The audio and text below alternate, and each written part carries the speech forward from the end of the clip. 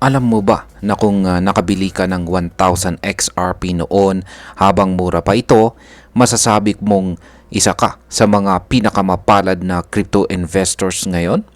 Ayan, may mga nababasa akong nagko-comment dyan na may mga XRP holdings dyan na hindi lang 1,000 XRP. Meron pang umaabot sa 4,000 na XRP.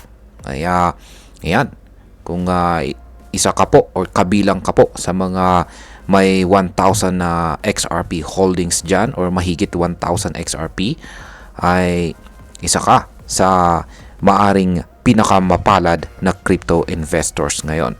Kasi ayon po sa mga eksperto at kilalang XRP community figures, ang pagkakaroon daw ng 1,000 XRP ngayon ay parang jackpot na at mahirap na ulit itong makamit ng mga ordinaryong retail investors. Kaya sa video na ito ay pag-uusapan po natin kung bakit sinasabi ng mga eksperto na insane o grabe na ang presyo ng 1,000 XRP ngayon. Ano ang mga dahilan kung bakit ito big deal sa crypto community at ano ang epekto nito para sa atin bilang mga Pinoy crypto enthusiast? Kaya yan po ang siyang ating pag-uusapan sa video na ito. Pero bago po tayo magpatuloy ay pakibasa na lamang po muna ang disclaimer dito po sa ibaba ng ating screen. At ayan, simulan po natin sa kung bakit itinuturing ngayon na insane deal ang pagkakaroon ng 1,000 XRP. Isipin mo na lang ito. Ilang buwan lang ang nakalipas, si XRP ay naglalaro lamang sa halagang 0.50 or 50 cents kada token. Ibig sabihin kung bumili ka ng 1,000 XRP noon, gumastos ka lamang ng $500 or humigit kumulang nasa 28,000 pesos po yan sa conversion ng ating pera. Pero ngayon, si XRP ay naglalaro na sa presyong $3.58 kada piraso.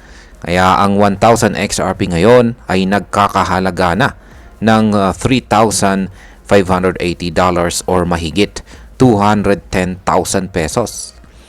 Kaya ayon po kay James J o kilala bilang 68J, hindi na ganoon kadali para sa karamihan ng tao na bumili ng 1,000 XRP. Mahirap na ito para sa mga small investors dahil sa laki ng budget na kailangan para lang makapag-accumulate ng ganitong amount. Ngayon ay ano ba ang naging presyo ni XRP bago siya sumabog? Kung susundin natin ang kasaysayan ni XRP, dati po siyang isa sa mga undervalued cryptocurrencies.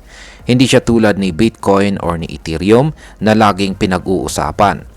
Pero dahil sa mga developments tulad ng mga partnership sa mga bangko, legal battles at global adoption, ay unti-unti siyang gumagapang pataas. At nito pong June 16, 2025, ang presyo ng 1,000 XRP ay nasa $2,180 pa lamang. At ayon po kay Ginoong Eduardo Farina ng Alpha Lions Academy, ayan, ay noong nakaraang buwan lamang ay umabot ito ng $2,300. Pero ngayon halos $3,600 na ang halaga nito. Ngayon ay bakit po mahalaga para sa mga eksperto na magkaroon ka ng 1,000 XRP? Ayan. Simple lamang po dahil naniniwala sila na si XRP ay magiging pambansang bayani, yan, or national hero ng cross-border payments, lalo na po sa bansang Europe. Isa sa mga dahilan nito ay ang suportang ipinapakita ni Christine Lagarde. Yan, Christine Lagarde, ang presidente ng European Central Bank para sa digital cash movement. Ayon po kay Ginong Farina, si XRP ay pwedeng maglaro ng malaking papel sa mga international transactions.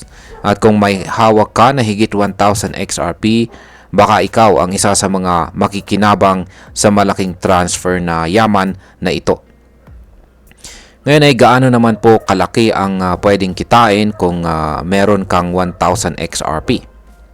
Ayon naman po kay Ginoong Dustin Layton, isa sa mga kilalang analyst, ang mga investors na may 1,000 XRP ay pwedeng kumita ng minimum na $50,000 sa pagtatapos ng taong ito, taong 2025. Oo, tama po ang narinig ninyo, $50,000 po yan.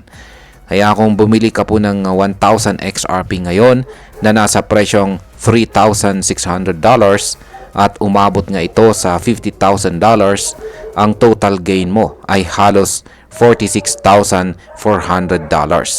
Ibig sabihin ay more than 1.3 million pesos po ang potential earnings mo.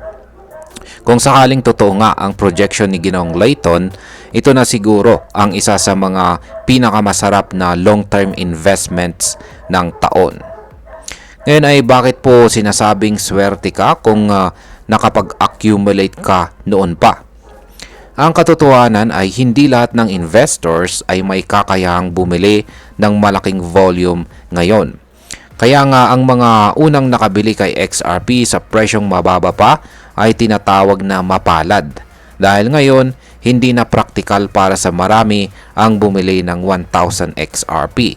Kung isa ka po sa mga nagtiwala kay XRP noon pa habang nasa ilalim pa siya ng radar, ngayon ay pwede mong tawagin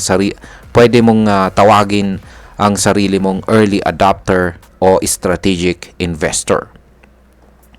At ayan, para po sa atin dito sa Pilipinas ay napakalaking lesson ito. Una, napakahalaga ng early positioning dito sa mundo ng crypto.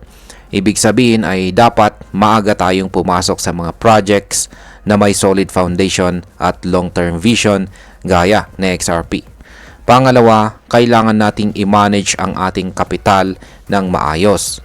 Hindi mo kailangang maging milyonaryo para makapag-invest. Pero kung may disiplina ka sa pag-ipon at tamang timing, kahit maliit na halaga ay pwedeng lumaki ng sobra sa loob ng ilang buwan o taon. At pangatlo ay huwag po nating baliwalain ang power ng research at saka community insights.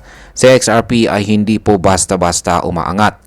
Maraming indikasyon na pwedeng makita kung magiging game changer ang isang coin. At isa na rito ay ang suporta ng mga institutions gaya ng mga bangko o regulators. At bilang panghuli, ang masasabi ko naman tungkol dito ay ang kwento ni XRP ay isang malinaw na paalala na huwag baliwalain ang mga undervalued na coins.